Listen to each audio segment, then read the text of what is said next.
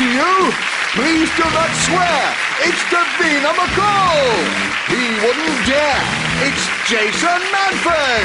And their team captain, Lee Mack. And facing them tonight, he's our favourite antique. It's Michael Aspel. He mocks the weak. It's Dara O'Brien. And their team captain, David Mitchell. But first, please blatantly ignore the health and safety rules on noise pollution in appreciation of your host, Angus Deaton!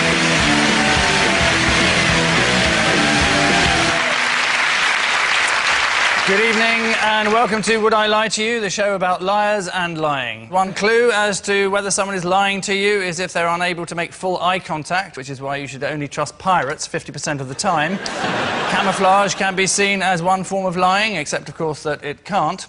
And euphemisms are a form of lying when you use a more polite term to describe something, like when you give a refined lady directions to the powder room when she needs to fire out a dump. Which brings us circuitously to round one, Home Truths, in which we plumb the frightening depths of our panellists' lives as they take it in turns to read out a statement from the card in front of them, which may contain a true fact about themselves or a downright lie they're seeing for the first time. A scenario demanding instant creativity from the panellists, instant cunning from their interrogators, and endless patience from everyone watching. Michael is first to go over the top, so Michael, if you would. Before any TV appearance, I shadow box in my dressing room. What do you wear? As your shadow, is it fully clothed or in your pants? Or? I mean, when I'm fully dressed, about to burst on the scene. And do you take boxing gloves with you, or is it just literally with your sort of hands? I don't take any equipment for this thing. It's just a little thing between me and the mirror, really. Have you ever got beat? Do you do it to keep fit, or is it to kind of whoosh yourself up before the show, like a Rocky moment? Come on, I'm Michael Aspel. It is really, yes, to get the blood, I suppose, flowing towards the brain, that sort of thing. How fired up do you need to be for the Antiques Roadshow? Come on, it's worth 10 grand!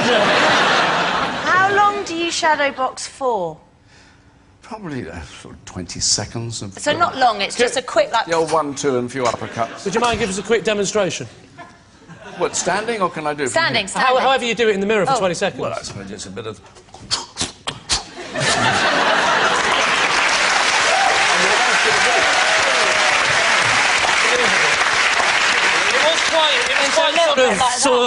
That sort of boxing, wasn't it? The sort of boxing you see in the 17th century. That's all. So, Lee, what are you thinking? What do you think? Well, team? You're a very calm, cool, calculated person. I think you're very, very suave, and I can't imagine you going, get out there and kill them, Michael. I see you more as a sort of, we're on in 5. I'm busy, I'm playing backgammon.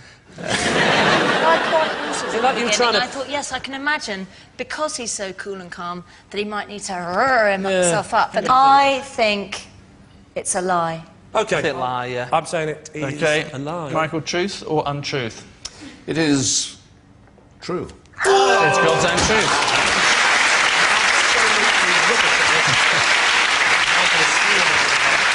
It is true. Michael does shadow box before every TV appearance, like that.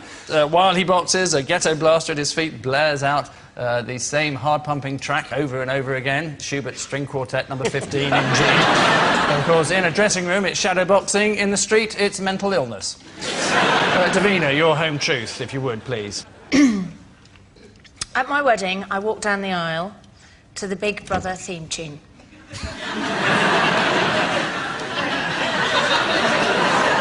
Oh, really, we've got to hope that this is a lie, because that would be like possibly... And I've seen some unclassy weddings in my time. People arriving in pink carriages with horses and unclassy about that? The Big Brother... Like, firstly, it's quite quick, the Big Brother team. It's a quick walk up the aisle, isn't it? Like, yeah, but the thing is, I like a bit of humour and a bit of comedy, and that's what I was going for. It made everybody in the church, we all had a bit of a giggle, and then we started the serious music after that. But who chose this music? You or your spouse?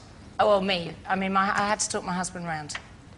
Into getting married. It wouldn't be. There's a little bit of that, a little bit of cajoling. Marriages are always, there's always a kind of a give and take in this situation. Like, so you had the Big Brother theme tune. Surely then there was a trade-off where, as you turned around and walked out, was it to, I don't know, Shaggy Bombastic? I don't know. What did he get to pick as the music as you left her? Actually, I have to say, he didn't get to pick anything. It was just me. But, you know, he got what he wanted on the wedding night. Oh, a nice night out with his mates. Did you have Marcus Bentley, the Geordie voiceover man, doing the actual reading? Do you, Davina, take this man to be your lawful husband? Do you know, if we got remarried, I'd do that, definitely, second time. Surely, though, you needed the morning after and you're waking up and turn to your partner and then he just leans over and goes, day 2. David, are you taken in by any of this? It's possible. I can see it would be sort of a jokey, sort of, if you wanted to, you know, have a sort of light-hearted beginning to the whole thing. It's possible. What's your instinct, Michael? My instinct, after recoiling, is it's probably true. Dara? No, my instinct is that you went for pure princess wedding and that it was string quartet playing. So it's a hung jury here. Yes. I've changed my mind. I don't think she did. Oh, right, it's not a hung jury here. I think it's a lie. We're going to say lie. They're saying it's a lie, Davina. It is... a lie. It is a lie. Well done.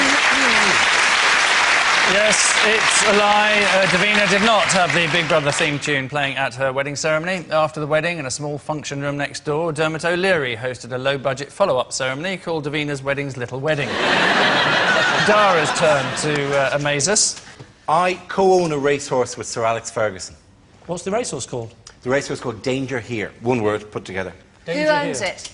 No, there's a syndicate. There's a load of us in the syndicate. And now. who's training it? Oh, God, I no idea. You don't know who trains it? I don't know who trains it. Do you know what colour it is? Yes, it's brindle. It's what? Brindle. Brindle? You don't get brindle horses. That's not a colour, that's dog. a character in Lord of the Rings. You get brindle dogs, but not horses. What races have you seen it racing? I saw it in Cheltenham.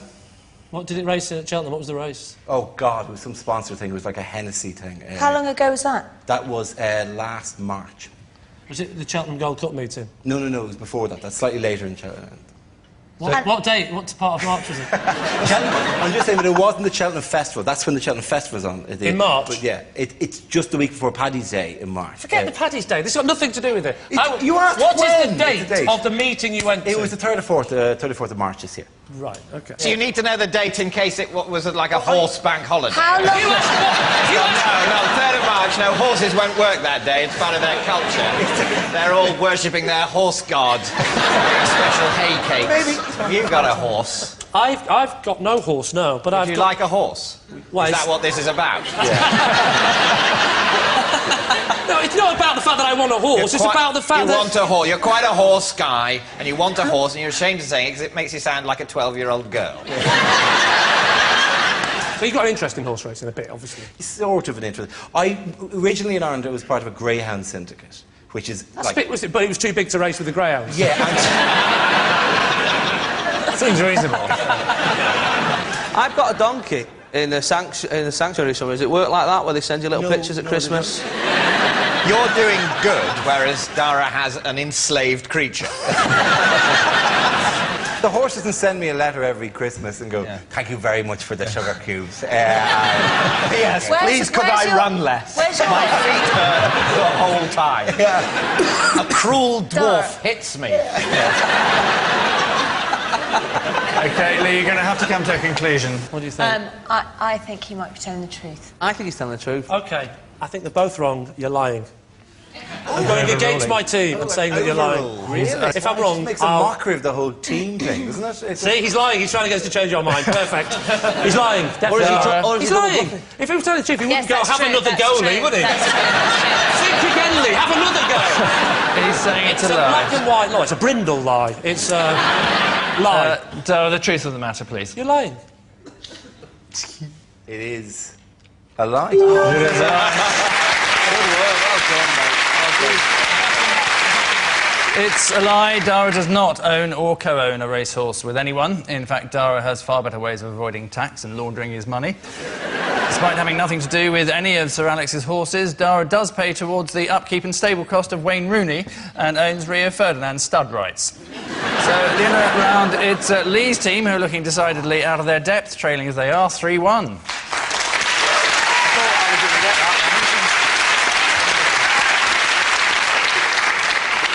Our next round is called Ring of Truth, a simple title, simple idea, but still a massive obstacle for our panellists. So to David's team and a trip down memory lane to 1985. Hello, Suzanne Haywood. Hello. Hello. Hi. Hello, Mike. Hello, Elton. Hello, how are you? All right, thanks. I just want to ask you, Elton, how is married life suiting you? Married life is fine. We've been married just over a year now, and it's flown by, which is a good sign. And I compare it to when I was on tour last year, and it really dragged on a long time, and the marriage seems to have just flown by. So we're really very, very happy, and that's really nice of you to ask. Oh, and Elton, Yeah? does Renata think you have any bad habits? Oh, lots. Yeah, she's trying to get me to stop doing lots of things, but I won't tell you what they are.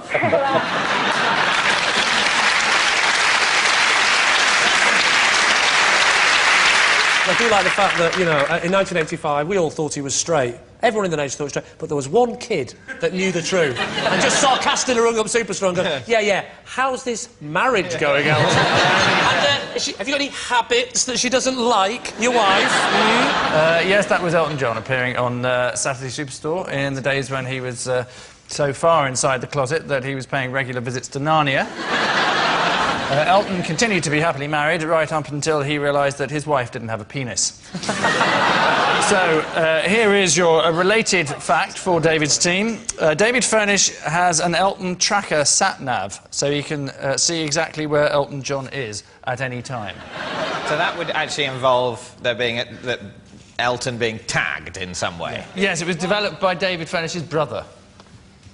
He's an electrical engineer. Right. You are generally saying that he went up to him with some sort of like out of Mission Impossible 3 and to the back of his neck and went pfft, like that. And now... Or some kind of swan collar. Almost a bejewelled anklet, that's all he needs. A bejewelled anklet? You do this with much more style. This isn't the Antique Roadshow now, Michael. Is this a device that's actually been implanted in Elton John, or is it just in his bag? No, right, it's so a button-sized transmitter. It came about as a joke because Elton apparently kept on losing his mobile phone, and so David would never know where he was. They strapped him to a table and fired a microchip into his ear.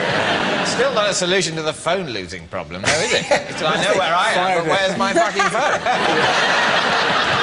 Maybe just Elton John should just concentrate.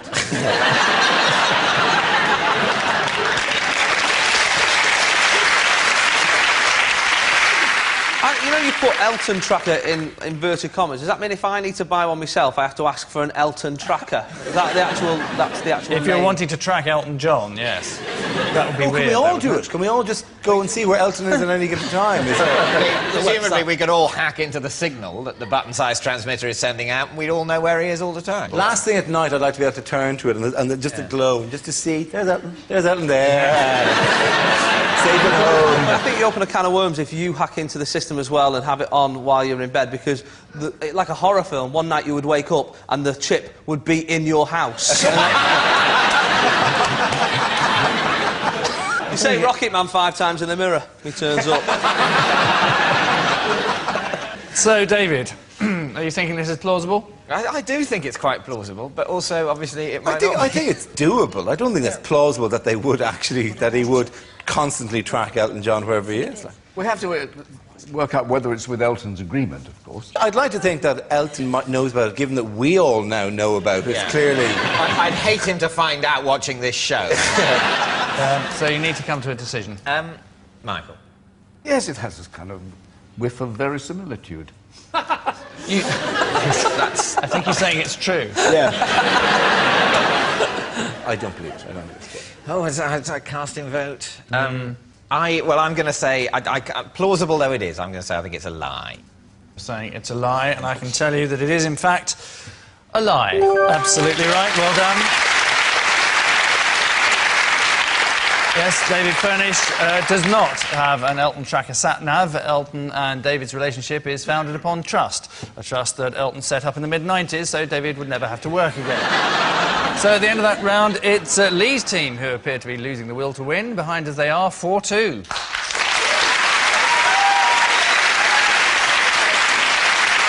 Our next round is called This Is My, in direct contravention of any known grammar. David's team will each claim to have a unique link to tonight's mystery guest, but two of the panellists are lying, so it's up to Lee's team to debrief, deduce and decide. So please welcome this week's special guest person, Lee.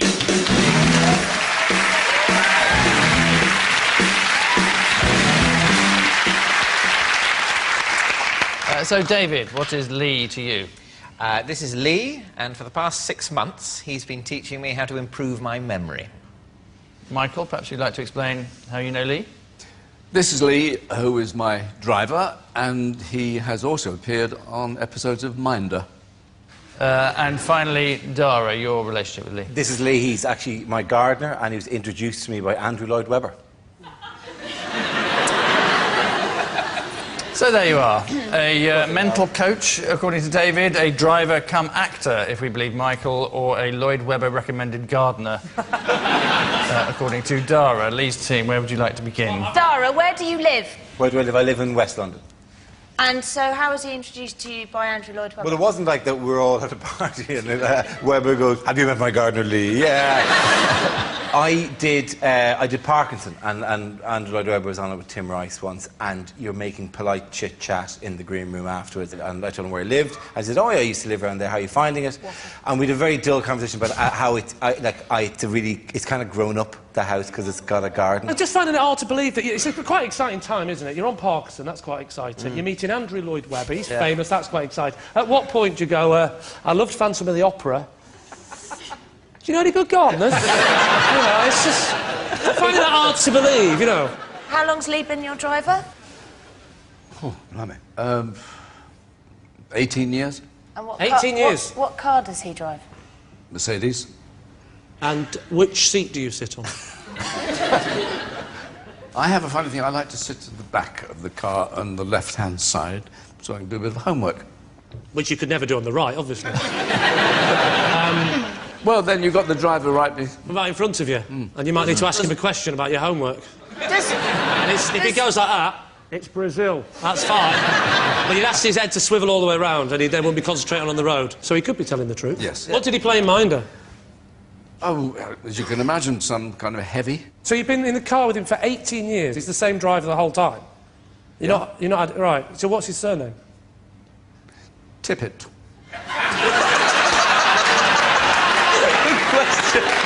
Great answer. Great answer. See, that's how the lying mind works, doesn't it? Driver, tip, make it bigger. Tip it! It was either that or honky horn, wasn't it? David, could you just tell me again what your one was? It was the last 6 months. Lee has been teaching me how to improve my memory. OK, how do you do that? Well, I go to a monthly one-to-one class with Lee, and the aim is basically to stop the natural deterioration of the brain. Can you give me an example of the kind of techniques he teaches you? Well, to try and remember things like lines for a show.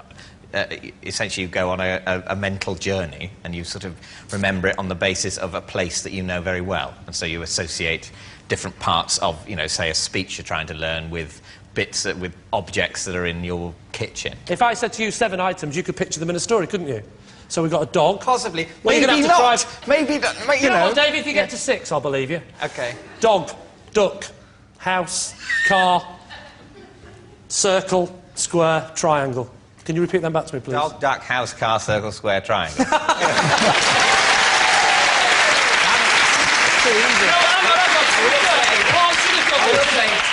That was incredibly easy. I didn't have to use any technique at all. Can you say, the apple is there? The apple is there. How did you remember it? Do you know what? I've realised I've got bad memory because I could only remember the names of animals and shapes.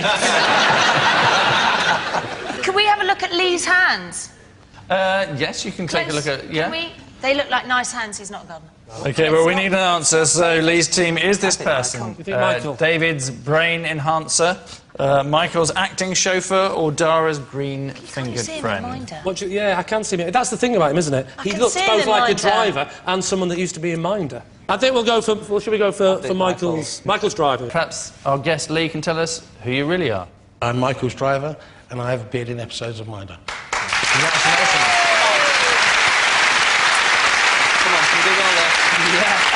Yes, Lee is indeed Michael's driver. Are you only Michael's driver, or do you drive other people? No, I drive other people as well. You never told me that.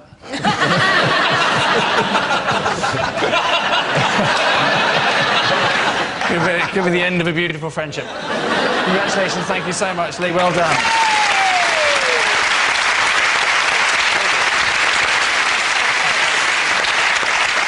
So many thanks to Lee, who was Michael's driver and occasionally appeared in Minder. For those too young to remember Minder, it was Dennis Waterman's stepping stone to Panto. So at the end of that round, it's David's team who are literally finding it all beneath them, on top as they are 4-3.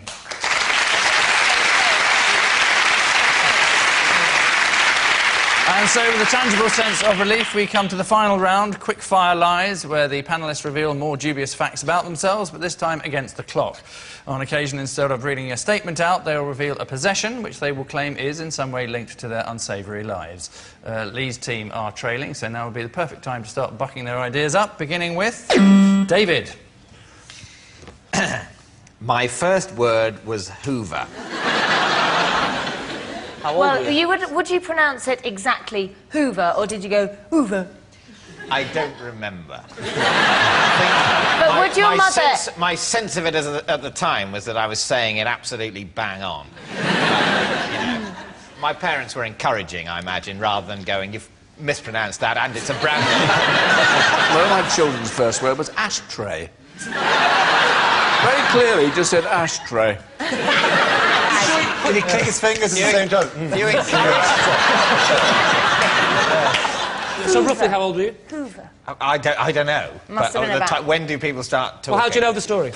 Your parents told you? Well, my parents have told me. But they failed to tell you how old you were when you said it. I don't remember doing it. I don't remember. I remember there was a silence and an inability to speak. And then suddenly the sense of a vacuum cleaner came into my head and I knew that I could express it. But he's very intelligent, so I can like... imagine his mum and dad going, what's that then? What's that? And him going, well, it's a Hoover, of course. Are you stupid? It's a bloody Hoover. I don't know. What do you think, Davina? What do you think? Plausible? Well, my children, the first words were also dog, cat, ball, mama, dada, small. Hoover's quite complex word. Yeah. I am abstaining for the first time. I'm delegating to Davina. All right, well, I won't take it. Davina. I'll leave it. I agree. I'm delegating to Davina. What do you think? You're on your own now, love. Let's just be done with it. Let's say it's true. OK, she's saying it's true. David, tell all. It is, in fact, true. It is true.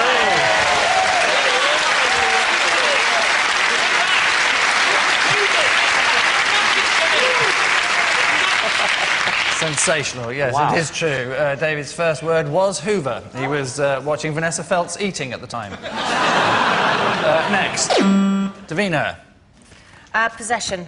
Right, if you'd like to look at the box beneath your desk, open it and tell us what it contains.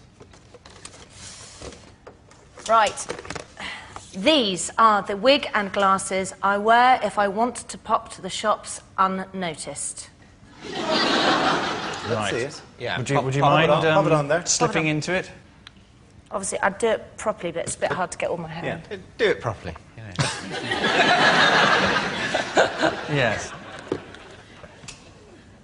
It's Davina. Good grief. Yeah, that's inside Lee back. Can I have a look? Uncannily like Davina McCall. Do you think there's a chance that people aren't approaching, not because they don't recognise you, they go, that's Davina McCall, don't go near her, I think she's having a breakdown. I think you look like Ken Barlow's ultimate fantasy.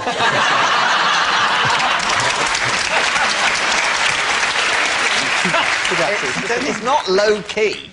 I mean, you do look less like you than normal, but... It's a lot more casual, dressed down, plain. And it works? It absolutely works, completely. Not anymore, it doesn't. I know we have to, like, make a guess, but I'm really liking that look, by the way. I like it very much. Thanks.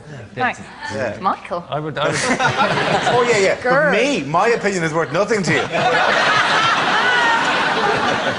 So, David, what are you thinking? I'm thinking it's quite plausible. Yeah, so am I. Yeah, because you do look very different. But the other side of it is, it's a big. You're really, if somebody discovers who you are, you really are exposed as having put on a silly disguise. I mean, it's one short of a deer stalker and a pipe. So, what do you think? I don't believe a word of it. Yeah. So Yeah, if you now I think it's a lie. If you got caught doing it once, it'd be really embarrassing. Yeah. Nah, I've changed my mind entirely on this. And I think it's a particularly lie. if somebody discovers you wearing the glasses and the wig, take them off and then don't recognise you. That would be embarrassing. Yeah. So I think we're going to go for a lie then. Lie. Yeah, I think it's They're a all lie. going for a lie suddenly. Davina, tell us whether it's the truth or a lie. Well, actually, it is a lie. It is a lie. Yes. Next, Jason. Oh. I applied for Mastermind with the specialist subject Columbo. Who plays Columbo?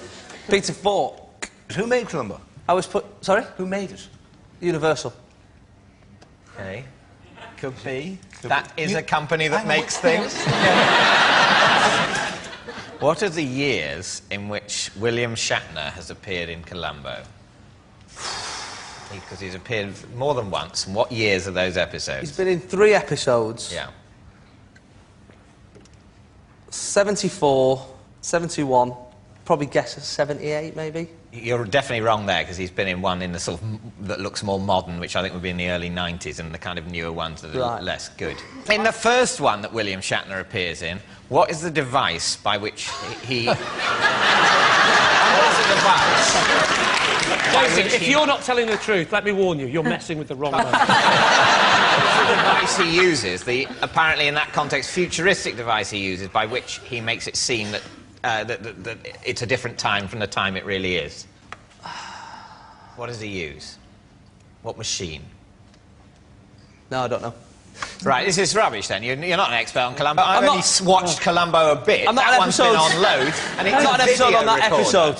Sorry? He didn't say he was an expert anyway, he said he applied. He got rejected for knowing fuck all.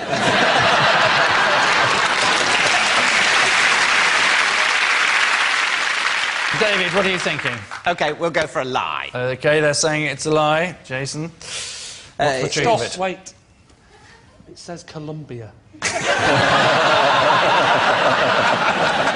Start again. Just one more thing, it's a lie. It is a lie.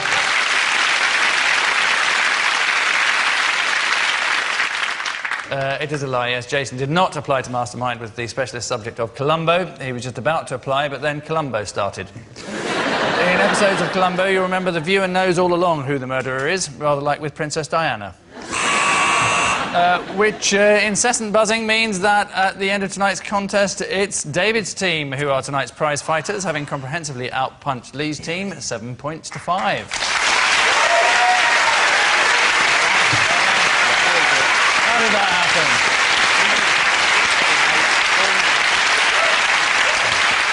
So, hats off to our winners, bog off to our losers, and we leave you with news that according to research scientists, habitual liars tend to speak in a dull, flat monotone, which begs the question, just what is Kent Livingstone trying to hide? Good night.